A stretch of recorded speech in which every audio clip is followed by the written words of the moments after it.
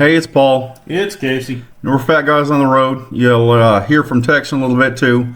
We thought we needed to make a video and talk about recent happenings with Sooner Athletics, namely our softball situation. We're here celebrating our three-peat and on top of the world, and then Jordy Bahl decides to hit the transfer portal and go back to Nebraska to be closer to her family.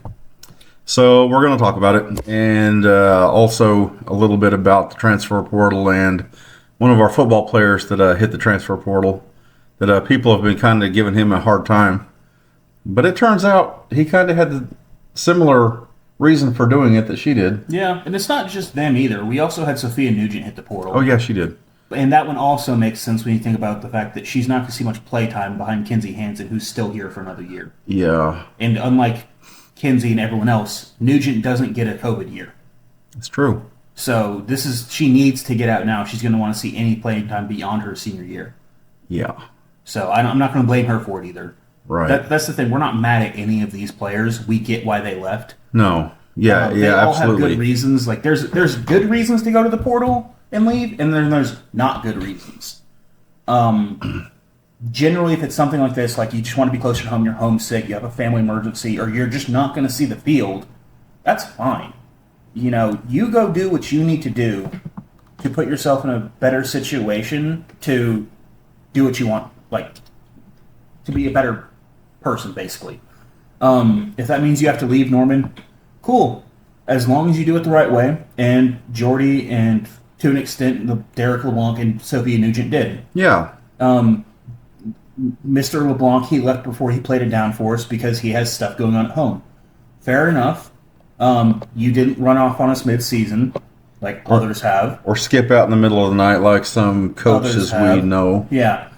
You left at a good time to leave. Jordy. And he did it like a decent person. Yeah. And so. you told us why. That's the thing. As long as there's some communication Upfront about it. We're not going to be, even if it's just, I don't want to be here anymore, Norman's not for me. If you come right out and say that, we're not going to be angry with you. We're going, hey, we get it. This place isn't for everyone. Not everywhere is for everyone. Right. But especially like with Jordy, she's homesick. She won us 2 national championships. She's 8 hours from home and has elderly grandparents, apparently. I'm not going to fault her for wanting to go And home. a fiance that plays baseball for Nebraska, so. Yeah, and I get it. I was in the Army. I was away from home for 3 years. I missed it constantly when I wasn't here, so when I got out, I came home. So I understand someone, she's like, hey, I'm in a good situation, the team's in a good situation, we just won our 3rd national championship, I'm going to go home now. Yeah. Yeah. She will always be a Sooner to us, and we're going to root for her at Nebraska, which is, I think, everybody's pretty sure that's where she's going, University of Nebraska. It's also previously unsaid sentences in OU history. We're cheering for Nebraska. Yeah. But even with Sophia Nugent, I'm not mad at her because, again, she waited till the end of the year. She wrote it out to, be there in case the team needed her, like in case Kinsey went down or something like that. If she needed to step in, she would have. It's fortunate for all of us that it didn't happen, and I think she's glad it didn't because she didn't want her friend to be hurt. Right. But she stuck around until the end. But yeah, it's more about, I like that the transfer portal exists because of stuff like this. I understand we're going to have the negatives of, this person left for NIL, this person left for that, this person left for this. But if it's like a situation where, even if for like when Lincoln Riley left and a lot of the people left OU, if they had done so just to go like somewhere else and not follow him to USC, then we're remembering those people a lot more fondly because that's what the portal was intended for. They came to OU to play for Lincoln Riley. We understand that. They came to OU to play for Alex Grinch. We understand that. So if they wanted to leave after those two were no longer here, that's fine. But at the same time, I agree with that. But there's also something to be said for giving new people a chance. Oh yeah, I agree too because that's what our basketball team's in the situation it's in. We got a new coach, and everyone who was loyal to the old coach basically bailed overnight, and he's been struggling to rebuild the roster since. Yeah. Because part of the issue also is extending from. It's not really an issue. It's a weird interaction between the transfer portal and NIL. When you can basically go into the transfer portal and pick who you want by Go saying, to the highest bidder. here's a paycheck, here's a paycheck, here's a paycheck. Like how USC got Justin Addington, whatever his name was. The kid from Pitt. Addison, I think it was, yeah. The kid from Pitt that was like the Blitnikoff winner. Which turns out that, the Pitt coach is still chanting at the fucking ceiling that there was, what is that word? Tampering. Yeah, that one. He's probably right. And yeah, because otherwise, why would Addison even gone into the transfer portal? Right. Like, he was relatively the guy happy there. He was the guy. He was still going to be a first-round pick. In fact, he may have been a higher first-round pick because he did what he did at Pitt. And then suddenly, here comes Lincoln Riley waving a paycheck at him, and he's like, bye. Yep. So it's also, if you want to look at it, is how Dion's doing it up in Colorado, where he basically came in, he chucked everyone who was already there to the Wolves. So it said, go find somewhere else in the portal or don't, I don't care. And then brought in an entire new roster. I don't think that's what it was intended either. No. And it honestly seems kind of a scumbag move because it does. Those were players who were like, okay, we just had a coach change, but I still want to be here. I want to give this guy a chance. That is the people you want. The ones who are like, I'm still willing to fight for it. And he said, you're not good enough for me. I'm prime time. Yeah, that's crap. And they're still not going to be any good because the only people they got to Colorado were the rejects from everywhere else. There weren't people who were from like good teams. There weren't people from Bama or Georgia going, I bet I can get a paycheck at Colorado. They're like, I'm going to win championships here and get a paycheck in the NFL. Mm-hmm. That's why you don't see like those big schools like the Alabamas, the Ohio States, the Georgias have the big roster turnovers because they're already in a place that's good. They're already in a place where they're getting paid. Realistically, when it boils down to it, with the portal, it's not going anywhere. It's going to be up to us as fans and all of that to adapt to the portal and get used to using the portal. Get used to losing players to the portal occasionally. For OU, our history has been mostly good with the portal. Like, we've had, outside of this, our only other major departure to the portal was Caleb Williams. Yeah. But on the flip side, we got Jalen Hurts through the portal. That's true. It's mostly been good. We've had Eric Gray come in, all these offensive linemen come in. The only people who have really left, like Jaden Davis, or people who are really going to see the field much this year. They got recruited over. Yeah, they got replaced basically. It sounds mean to say it like that, but it's effectively what happened. So it's been mostly positive. It's just sometimes like this with the Caleb Williams, Spencer Rattler, we all saw coming a mile away. We knew he was going to leave at the end of that year. Yeah. Some of us hoped he wasn't once we heard Caleb was leaving, but we hoped that might make him change his mind. But no, it didn't, and that's fair. But we also, we got Dylan Gabriel through the portal. But the portal's been good to us. Some days we're just going to have days like this where we're like, wait, what happened? Who left? It's going to be the nature of the beast. Every team's going to have these. If we can just leverage those against having a lot of really good ones, like Stracco coming in, Hope coming in, Haley Lee coming in. Absolutely.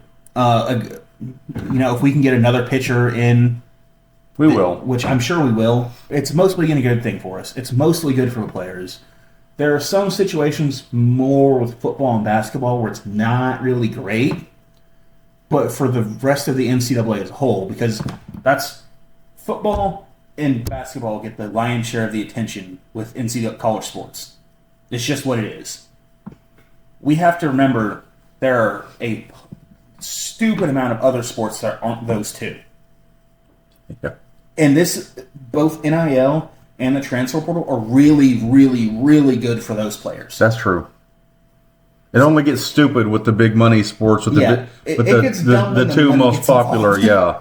It's fine until paychecks start getting obscene. Yeah. And there's really no way we're going to be able to limit that either because, it's NIL is a deal made between two private individuals. I think it's going to work itself out in the long run because it hasn't been around long enough for them to see the repercussions 5-10 years down the road. Yeah. Where the guy that went ahead and signed with Todd Bates in Oklahoma, but didn't get the NIL deal that was stupid amounts of millions of dollars to go somewhere else at the last minute. that guy's going to be in the NFL for the next 10, 15 years. And how much more is he going to make in the long run than that bag of cash he got for going somewhere else? Yeah, a lot of it is just 18, 19-year-old, 20-year-old guys and gals getting offered a paycheck now and going, yeah, I'm going to take it because they haven't had that sort of money ever in their life. And we're going to get to a point where big-time recruits and stuff, a lot of their parents are going to be have financial literacy people like, hey, yeah, you can get this money now if you go play there, but this place gives you a better chance to go to the NFL to make more money. It's going to be a risk assessment thing. Exactly. Especially for the the upper 4, high 5-star kids. It's just going to be a thing of they have to. There's never a guarantee you're ever going to make it to the NFL. 100% get it. So absolutely get some money while you can, but don't go to a place just because they're willing to give you money if there's somewhere else that historically gives you a better chance of putting you in the NFL. Yeah, because if you see what he did at Clemson, I don't think there's anybody better at developing talent on the defensive line for the NFL than Todd Bates. Mm-hmm. Those guys are all doing really well. They're getting paid. So in the long run, I'd stick with him if it were me. I'm Jeremy. I'll go by Tex, so you'll hear them. Everyone on this channel refer to me as Tex most of the time, but many of you out there know me by my birth name, which is Jeremy. University of Oklahoma has always been strong at pitching. In fact, when you go through their 7 now softball national championships, there's not one year you can't name that doesn't have a pitcher that dominated the game. Jennifer Stewart, many of y'all remember her, that watched softball back in the day, really set the momentum for OU softball back then. We had to wait about 13 years for our national championship with Kalani Ricketts, and then quickly we moved into Paige Parker for a couple seasons, winning 2 national championships.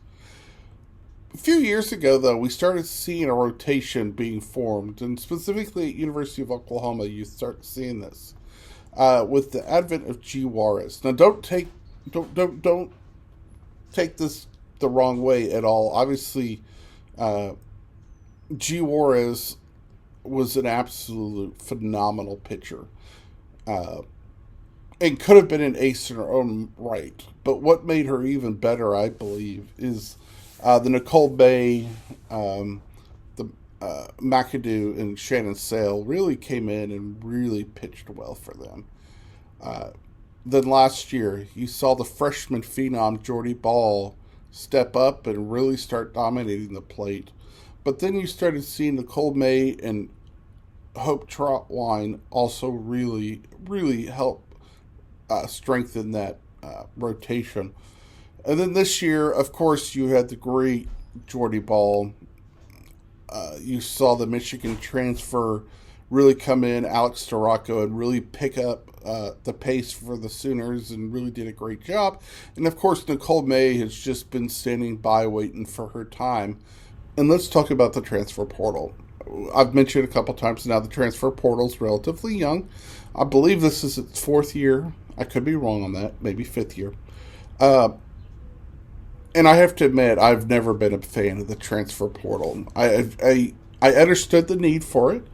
I understand these players deserve the ability to move about and want to play. And when you talk about college athletics, very few get to go play pro in their sport. So it really gives them the best opportunity to be able to play the game they love. But so many times, especially now with the advent of NIL, which I will not discuss beyond that comment, has really opened up sports here in America. To the point that with the transfer portal, and we've seen this at University of Oklahoma and their football squad at the end of the 2021 season when old Muleshoe ventured out west, that, it just completely bankrupted the team and left us with almost nothing. That the next coaching staff had to come in and not only recruit the current players that are still there, but then start bringing in new players to fill in the ones that left for. But Jordy Bahl's different. I've been reading her statement on Twitter multiple times, listening to some commentary on radio, reading articles online, and I just get a sense that Jordy just wants to go home. And she wants to go home, and she wants to make the sport better where she lives. And in a sport like softball, we can't blame anybody for wanting to do that. Some commentators and articles and journalists have discussed that Jordy Bahl's been struggling with this for about a year. And really, you could go back to her recruitment. You know, she decommitted from the University of Nebraska to come pitch at the University of Oklahoma. We do not know that she is going, let me preface this, we do not know for sure that she's going to the University of Nebraska. She has not made that official. She has not made that known.